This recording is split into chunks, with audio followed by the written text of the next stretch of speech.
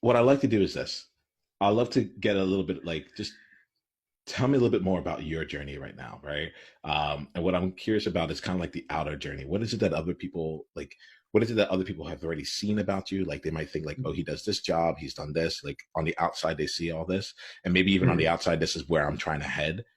mhm. I'm really curious about that to start out with, and then we'll go deeper afterwards. But I want to give some room for some of what do people see at the surface when Okay, when they see you.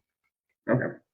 So, so on the surface, they see a fairly passionate project engineer, or at least the official title is project engineer, but I'm more of a program manager.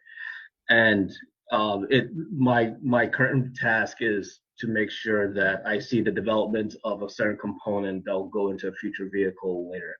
See that component from its inception to its validation to its approval for mass production. The passion comes in.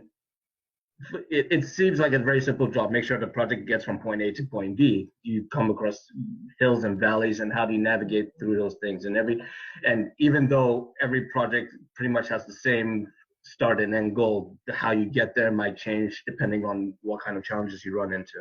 And as much as I've been told that it's been done before, for someone like me in this situation, everything's brand new.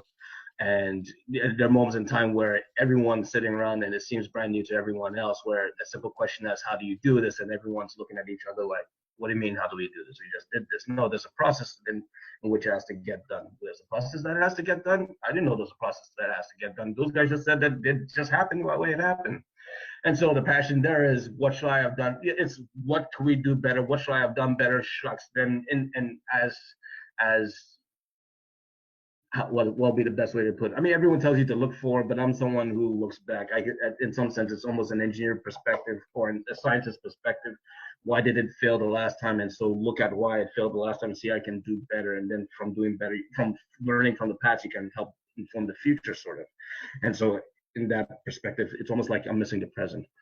And so that's where the passion comes from, where it seems as if I'm always constantly missing the present. And so it shows up in some level of passion of it has to get done, or those situations where I can't tell you why it's going to happen in the future, but trust me on this one.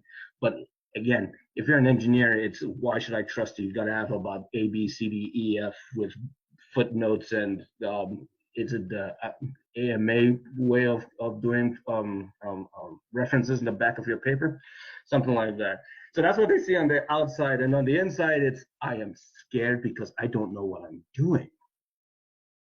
And they tell you, I've heard this from several people that everyone, it wouldn't be what is it? It wouldn't be a journey if you knew where you were going, something like that. It's anyone who gets. I mean, they promote people, but even the people who are like CEOs and stuff, they don't know what's going to happen tomorrow. That's why they put in that position. It's not so much what you know; it's about what you can do and such.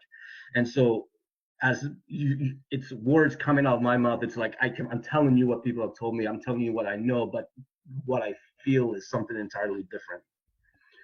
So that's the inner journey. And so the inner journey is now freak out less and let things go. But while you're letting things go, still have a little bit of steering into where it's going, if that makes sense. It does. At least to me, I want to do two things. First, I just want to just take a deep breath with you right now. Just like, let's slow things down a little bit. Sure. It does mean it does actually. I get that. Like I'm entering into February, and every February I put on a theme, and the Okay. theme of February is fearless February, and the major distinction there is the difference between fearless and fear less. Less. Yeah, and the idea here being like I actually like I used to think that I needed to be fearless in order to do anything. I used to think that the people that I was looking at, the leaders out there who are leading from their expertise out there, they were fearless. They've done it before. I know it. It's definitely this, and that's the way that they were projecting. Mm-hmm. And nowadays, and so like I thought that's what I was trying to get. I thought I was trying to eliminate the fear from my life, you know. Mm-hmm. And it's really interesting. Like as I've been going through this journey of really choosing to lead something and to bring and to go create a movement with others, there's been this element of when I don't feel fear, typically it's something I'm doing something that's not important. When I don't feel fear, I'm not growing. I'm repeating the past, not learning from the past. Right. And there's a difference there. Because I think because what I'm hearing from you is like you enter situations and you're like, how can we learn from what just happened?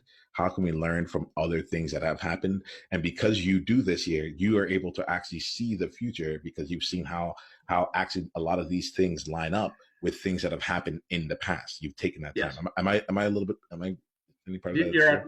You're definitely on that path. Yeah. Yeah. So there's an element here of like, a part of me is like, I'm happy that you're scared because it means there's elements that are still growing for you. If I'm not feeling the fear, then I am probably not growing. I'm probably not putting myself in a place of challenge. And the idea here is my journey is constantly. I'm a fearful person.